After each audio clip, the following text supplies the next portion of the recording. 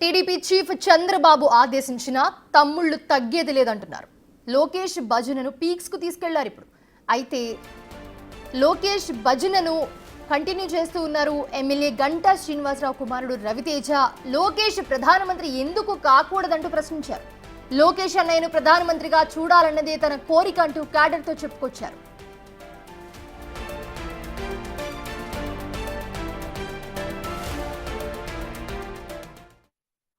తెలుగు నుంచి పిఎం అవ్వగలిగారు. కానీ ఎవరికి తెలుసు ఆ బాబా ఆశీస్సులో దేవుడు ఆశీస్సులో ఉంటే లోకేష్ అన్నయ్య కూడా ఈ బర్త్డే పుట్టినరోజు మా మనస్ఫూర్తి కోరిక అయితే ఆయన్ని పిఎం గా ఏదో ఒక రోజు చూడాలని. అప్పుడు పివి నరసింహ గారు ఒకరే తెలుగు నుంచి పిఎం అవ్వగలిగారు. కానీ ఎవరికి తెలుసు ఆ బాబా ఆశీస్సులో దేవుడు ఆశీస్సులో ఉంటే లోకేష్ అన్నయ్య కూడా ఈ బర్త్డే పుట్టినరోజు మా మనస్ఫూర్తి కోరిక అయితే ఆయన్ని పిఎం గా ఏదో ఒక రోజు చూడాలని. రాజు మరిన్ని అప్డేట్స్ అందిస్తారు. రాజు, అసలు ఏం జరుగుతోంది టీడీపీలో? చంద్రబాబు చెప్పినా కూడా ఎందుకు ఇది కంటిన్యూ చేస్తున్నారు? ఇది ఒక డిస్టర్బెన్స్ క్రియేట్ చేస్తుందని చెప్పి వార్నింగ్ కూడా ఇచ్చారు చంద్రబాబు. ఏం జరుగుతుంది? ఏం చేయాలనుకుంటున్నారు వీళ్ళు?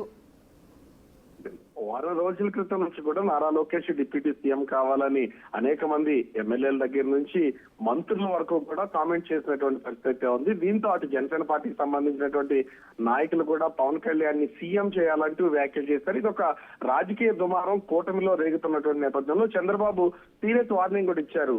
అటు నారా లోకేష్ ని డిప్యూటీ సీఎం చేయాలనే దాని మీద ఎవరూ కామెంట్ చేయొద్దు, ఏదున్నా కూడా కూటమి నాయకులు నిర్ణయం తీసుకుంటారు. నిన్న నారా లోకేష్ పుట్టినరోజు సందర్భంగా భీమిలి నియోజకవర్గంలో జరిగినటువంటి ఒక సమావేశంలో, అది కూడా ఒక ఇంటర్నల్ సమావేశం అయితే జరిగింది. దాంట్లో కార్యకర్తలతో మాట్లాడుతూ మాజీ మంత్రి ప్రస్తుతం భీమిలి ఎమ్మెల్యే గంటా శ్రీనివాసరావు కొడుకు రవితేజ కొన్ని కీలకమైనటువంటి వ్యాఖ్యలు చేశారు. నారా లోకేష్ అన్న నేను చిన్నప్పటి నుంచి చూస్తున్నాను, ఆయన ఆలోచన విధానం గాని ఎదుగుతున్నటువంటి తీరు గాని మాలాంటి వాళ్ళకి చాలా ఇన్స్పిరేషన్ అంటూనే ఇప్పటికీ నారా లోకేష్ ని చాలా మంది డిప్యూటీ సీఎం కావాలని కోరుకుంటున్నారు.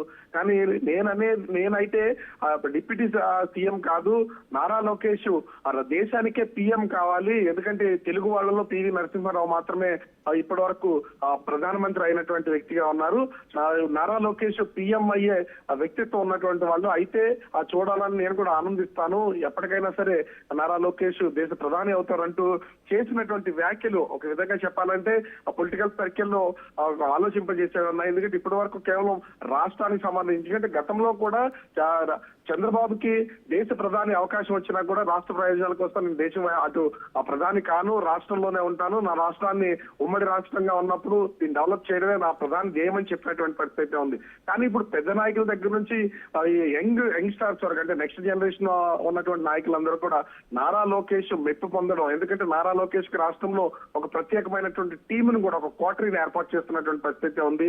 2029 ఎన్నికల విషయంలో కూడా తన వెనుక యంగ్ స్టార్స్ ని తన వెనక ఉంచుకోవాలనేది ఒక ప్రణాళిక సిద్ధమవుతున్నటువంటి పరిస్థితి ఉంది. ఈ నేపథ్యంలోనే మాజీ మంత్రి ప్రస్తుతం భీమిలి ఎమ్మెల్యేగా ఉన్నటువంటి గంటా శ్రీనివాసరావు కొడుకు 2029 ఎన్నికల్లో భీమిలి నియోజకవర్గం నుంచే బరిలో నిలవడానికి కొన్ని ప్రణాళికలు సిద్ధం చేస్తున్నటువంటి పరిస్థితి ఉంది. ఇప్పుడు తన తండ్రి కంటే కూడా ఎక్కువగా భీమిలి నియోజకవర్గంలో ప్రజలకు అందుబాటులో ఉంటూ అన్ని చోట్లలో తిరుగుతున్నటువంటి పరిస్థితి ఉంది. ఖచ్చితంగా నారా లోకేష్ దృష్టిలో పడాలంటే ఏదో ఒక సంచలనమైనటువంటి కామెంట్స్ ఉండాలి. ఇప్పటికే డిప్యూటీ సీఎం అనే దాని మీద అటు చంద్రబాబు కూడా కొంత సీరియస్ అయినటువంటి నేపథ్యంలో డిప్యూటీ సీఎం గా కాదు దేశ ప్రధానిగా చూడాలంటూ గంటా రవితేజ చేసినటువంటి వ్యాఖ్యలు ఇప్పుడు పొలిటికల్ సర్కిల్ లో కొంత చర్చకు దారితీసినటువంటి పరిస్థితి కనిపిస్తుంది. Mounisha. Right, thanks for the updates Raju.